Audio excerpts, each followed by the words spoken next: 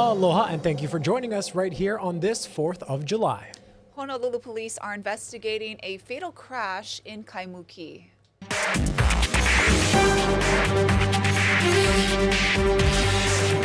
An 81-year-old man is dead after he crashed into a rock wall near the intersection of Sierra Drive and Wilhelmina Rise. This happened yesterday morning at around 8:30 a.m. We're told he had been trying to make a U-turn when he lost control and went off the roadway. It's believed he may have been suffering from some kind of medical episode. This is now Oahu's 16th traffic death of the year. That's down from 27 at the same point in 2023. Meanwhile, on Maui, authorities are asking you to take a close look at this woman and see if you recognize her. Police are asking for help in finding her. She's wanted in connection for a recent burglary and arson case. Last Friday, she allegedly broke into a Wailuku building, then attempted to start a fire inside. Anyone with information should call MPD at 808-244-6425. Yesterday, a jury on Maui convicted a Moloka'i man of murder for beating to death his girlfriend a year and a half ago. Our Chelsea Davis has more on this verdict from Wailuku. It was a fairly quick murder trial with opening statements beginning exactly 1 week ago today. Jurors deliberated for a total of 5 hours before handing down their verdict, guilty as charged. 61-year-old Mariana Garces killed his 43-year-old girlfriend Amy Koholoa'a at their Kaunakakai home back in 2022. Court records show earlier that year, Koholoa'a filed a petition for a temporary restraining order for alleged domestic abuse. Deputy Prosecutor Ryan Tashima said Garces tortured Koholoa'a for 15 excruciating minutes, which ultimately led to her death. There were only 2 people that were there, one of them Amy, and she couldn't say her side of the story. And so the difficult part was for us to bring her side of the story to this case so that the jury could decide, what really happened and to, give her justice, give her and her family justice. Garces' attorney, Brandon Siegel, says he appreciates the jury's service and his client is evaluating all of his options, including his right to appeal. He also said that they believe the correct charge in this matter should have been based on reckless, not intentional conduct. Garces is scheduled to be sentenced in September. He faces life in prison with the possibility of parole. Reporting in Wailuku, I'm Chelsea Davis for Hawaii News Now. President Biden and the First Lady are hosting a 4th of July celebration at the White House this evening. This comes amid growing calls for him to step aside as the Democrats' presumptive nominee following his poor performance at the debate last week. Erica Brown reports from Washington. 4th of July festivities at the White House are being overshadowed by calls from major Democratic donors for President Biden to step out of the race, including Netflix co-founder Reed Hastings and Whitney Tilson of New York City. I think if Biden stays in the race, I think it's likely that he loses perhaps by a wide margin and he takes down Democrats down the ticket. And while a second House Democrat, Arizona progressive Raul Grijalva, urged the president to step aside, some high-profile Democratic governors pledged their support.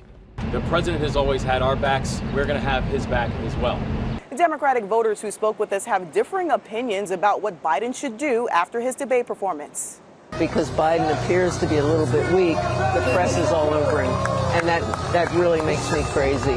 Patricia Guthrie in the battleground state of Pennsylvania says Biden should stay the course. There's nobody in the wings who could beat Trump. I think Biden can beat him again. But others are open to change. If Biden stepped out of the race, there's other people who could step in there and I think maybe do have more success than Kamala Harris. The California governor, the Michigan governor, Whitmer. Biden will try to convince voters of his fitness for office and his ability to win re-election with 2 events Friday, a rally in Wisconsin and a network television interview. Erica Brown, CBS News, Washington. With this year's presidential election, there is so much at stake, seemingly more than ever, including the fate of the American dream and democracy itself. CBS News Director of Elections and Surveys, Anthony Salvanto, went behind the polls to hear directly from voters. You might have seen the polls, I do, and wondered sometimes, why do people think that way? Well, I gave them a chance to tell you in their own words, unfiltered. Went out to talk to them and ask, how their life experiences shape their views. Their answers will surprise you. And yes, we do have some differences, but there's also a lot of hope out there when you listen. I don't think that we have a free country right now. What do you see happening? I see an influx of mental illness on children. I see parental rights being removed. I see open borders. I see no voter ID. I'm stunned. I'm stunned at the reversals that I'm seeing. Of Roe v. Wade? Yes. It's like, what country are we in that we are seeing the curtailing of what I think are basic human rights? There are some people who, I totally respect it. But I just don't agree with it. and that doesn't make me a bad person and doesn't make the other person a bad person, but it'll impact me at the poll. There are big things on people's minds this year, not just who you're voting for, but the American dream, democracy. When we listen, we can learn what's driving that conversation. This is Anthony Salvanto, CBS News, New York. A Hawaii court has ordered the city to stop removing the Haiku stairs at least through the summer. The Intermediate Court of Appeals has granted an injunction to the Friends of Haiku Stairs until the group's appeal is resolved. Arguments are scheduled through mid-September. The group wants the city to complete a new environmental impact statement and says the trail's risk must be put in context. In the entire 80 years that the stairs have been there have been no accidental deaths and no significant injuries. And I compare that with other hikes on this island that remain open and actually championed by the city, such as Diamond Head or Coco Crater Stairs or any of these other hikes where people are regularly getting hurt. The ruling does allow the city to remove about 70 stair modules that were already detached by contractors. A city spokesperson told us the nearby State Forest Reserve and Moanalua Valley Neighborhood Park will remain closed to deter illegal hiking. Trespassers will continue to face fines and arrests, and HPD may actually increase its patrols. Hawaii's Coco Palms resort saga is going back to court after a 3-judge panel canceled the foreclosure deal that led to the current redevelopment. The Utah company that's spending $400 million to build a new resort says this latest ruling is no big deal. Ben Gutierrez has the latest. The State Intermediate Court of Appeals says a foreclosure involving a previous developer of Coco Palms was invalid. It's not clear how this could impact the current redevelopment plans. They vacated the whole thing. So now we start from scratch. It all goes back to ground zero. That's the hope of the group Iolo Wailuanui, which wants to prevent a new hotel from replacing the one destroyed by Hurricane Iniki in 1992. The group says after a previous developer, Coco Palms Hui, defaulted on a loan, a Utah company filed a foreclosure on the property, which was granted in 2020. But the Intermediate Court of Appeals says the company was not the lender, and only lenders can file a foreclosure action. If that decision, foreclosure decision, was vacated, the title has to be vacated. And if they don't have title, how can they move forward with the construction of the hotel? There are multiple players involved in the property and disputes, challenges on property ownership and management of the property. The group RP21 Coco Palms had the title to the property after Coco Palms Hui defaulted, and it was moving ahead with Coco Palms, a Kimpton resort with 350 rooms. The CFO of developer Reef Capital Partners says while the ruling shifted ownership of Coco Palms from RP21 Coco Palms back to Coco Palms Hui, both companies are 100% owned by Reef Capital Partners. Therefore, he says the ruling will not affect its plans to restore the property and to welcome guests in late 2026. There are many possible outcomes to this. Hopefully we don't have to go to court. Opponents aren't giving up the fight and still aim to buy the land and turn it into a park. We don't want to wait around another 30 years to have everyone figure this out on the legal front. We want to be poised as a community to be ready to be a part of what the future of this important place is. Iolo Wailuanui has asked the county to issue a cease and desist letter to halt construction. A spokesperson for the county says it won't comment on that because the ruling could still be appealed to the state Supreme Court or head back to circuit court. Ben Gutierrez, Hawaii News Now. H&N investigates the criminal case against 2 sheriff's deputies who were recently arrested on harassment allegations. Sources tell H&N the case partly involves derogatory comments about gay people. Mahelani Richardson has more. The 2 sheriff's deputies who were arrested work for the Department of Law Enforcement at Honolulu's airport.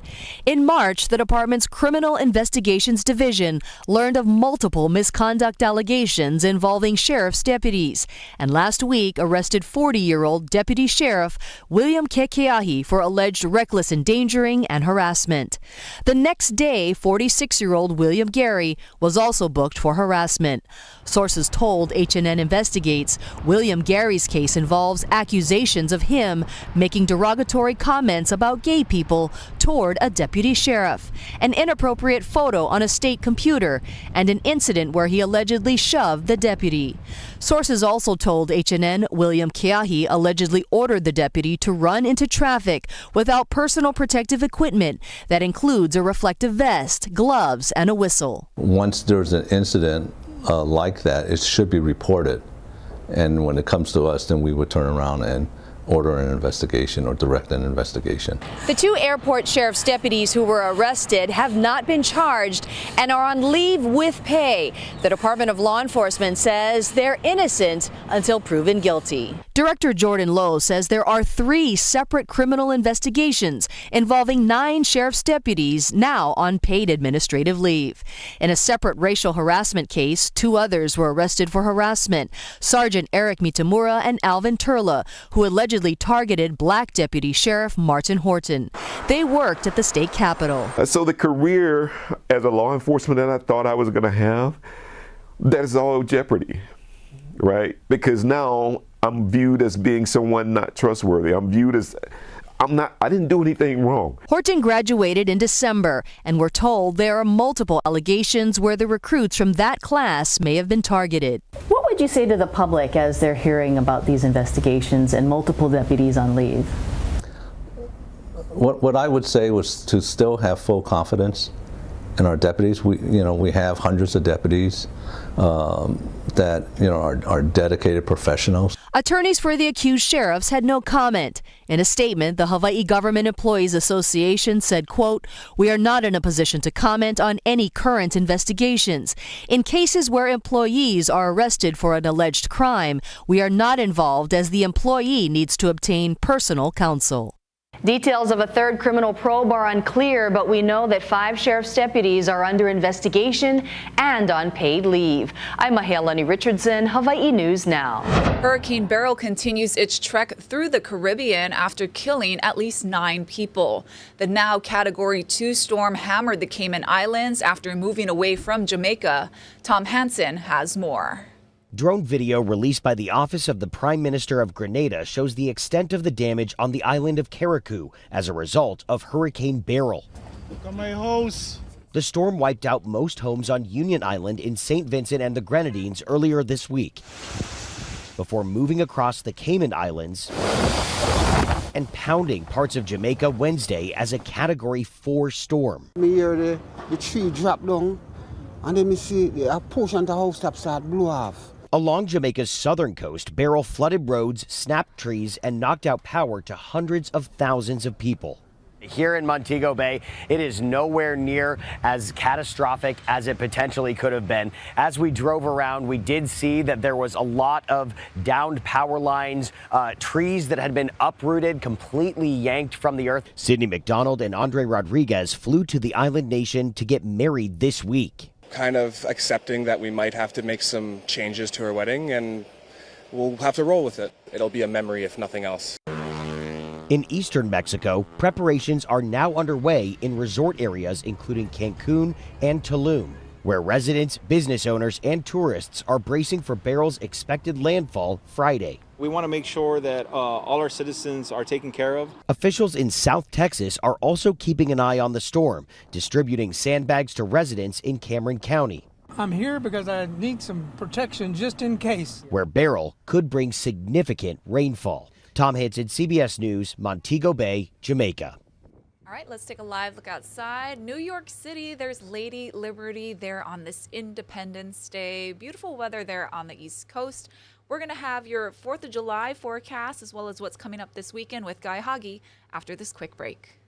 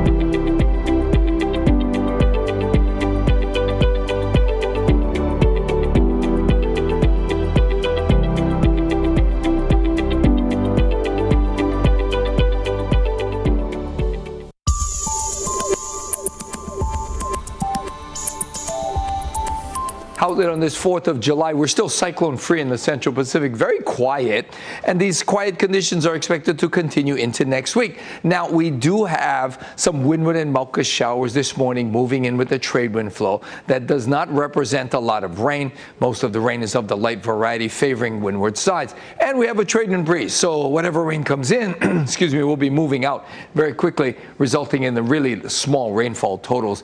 It's going to be a gorgeous 4th of July. Again, a little bit damp to start. Lots of sunshine in the afternoon with those breezy winds running 15 to 20 miles an hour. High temperatures going into the mid to upper 80s as well. Now, as far as surface, it's going to be small island-wide.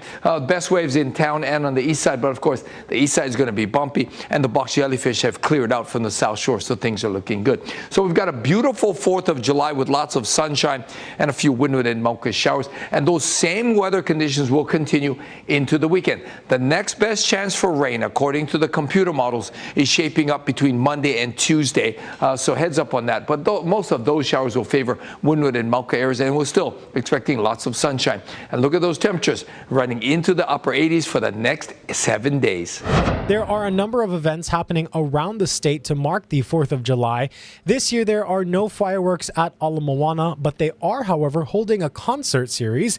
In Kailua, there was a parade this morning at 10 a.m., and there will be a fireworks show happening just offshore later tonight. That begins at 8 p.m. If you're up north for the holiday, you can check out the Haleiwa 4th of July Fireworks Festival. That's taking place at Haleiwa Beach Park. That event is free to the general public and runs from 1 p.m. to 9 p.m. On Hawaii Island at Hilo Bay, the Hawaii County Band will be performing at the Mo'oheo Park Bandstand with a fireworks show from a barge moored in Hilo Bay starting at 8 p.m., which there the band will accompany with live music. Over on Maui, the Grand Wailea Resort will host a celebration for its guests and the community, and that includes a beachfront fireworks display at 8 p.m. And if you're on the Garden Isle of Kauai, the 4th of July Concert in the Sky is now in its 32nd year. That's happening at Vidina Stadium soccer fields. This serves as a fundraiser for Kauai Hospice and will feature live music and, of course, their famous fireworks show later this evening.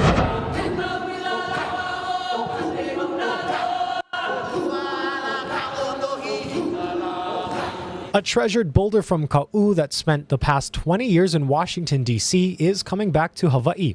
The 300-year-old lava rock named Kanepo was lent to the National Museum of the American Indian in 2004 by Hawaii Volcanoes National Park. I came here and did ceremony for him and installed him and told him that I would be back in 20 years, and here I am. And those just speak to our relationship, not just to the natural world, but also for some folks, thinking of Kanepo as this island away from home, a piece of Hawaii that folks can connect with so far away.